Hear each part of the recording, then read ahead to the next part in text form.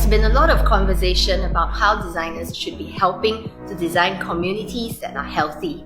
So in this episode, we will be looking at the work of Felyna Chia, who specifically designs special spaces for elderly living alone. Hi, my name is Felyna Chia, and I'm a graduate from Singapore Institute of Technology Glasgow School of Art Interior Design Program. Today, I'll be sharing with you on my personal project that aims to aid the vulnerable population in Singapore through design. My project aims at 3 different groups of elderly: past, transition, and future. What I mean by the vulnerable are the elderly who are usually unnoticed and neglected. My project focuses on 3 different groups of elderly: past being the elderly who are living in public rental flats, transition being elderly who travel alone to Singapore, and future, a speculative project where I find out more about myself as an elderly. So what I mean by past are the elderly that are living in public rental flats in Singapore that are hardly built anymore. So these elderly that are living in these public rental flats either live alone or with 2 or 3 other people. So when I was interviewing the elderly, I discovered 3 common problems that can be found across. So the first problem that can be found across is that they prefer living alone. They do not like to live with someone else. The second problem is that they love hoarding a lot. And the third problem is that they are afraid of falling, hence they do not want to leave their house. So from then I decided to actually make this space a community space that is on the same level as where they live. So this community space include a community kitchen, a alteration room, a haircut station, as well as an acupuncture station for them to come and enjoy.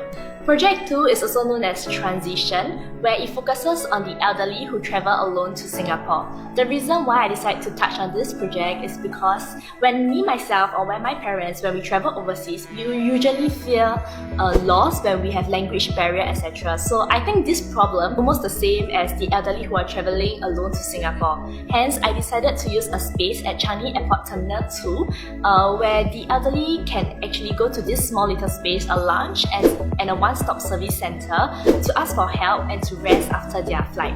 This project is an experimental project where I play with different materials and collages. Project 3 focuses on me, myself, and I when I turned 65 years old in year 2062, also a senior citizen in Singapore. How I started this whole project is asking myself a lot of questions and also finding out about my own personality through a personality test online, and also connecting myself on my friends and my family on how our relationship is going to be like in the future.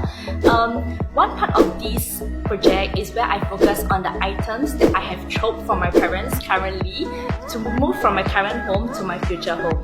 So these items are items that have sentimental values to my parents and I. Some example of the items I would like to bring over to my future home include my family heirloom, a family photo, my mom's Peranakan shoe collection, a dining table where we have our dinner daily at, and also last but not least, the first light that I chose for the home when it was renovating. There's a saying that goes form follows function. However, I'd like to introduce another F, which is fiction, where I believe that the narrative gels and bind the whole design together.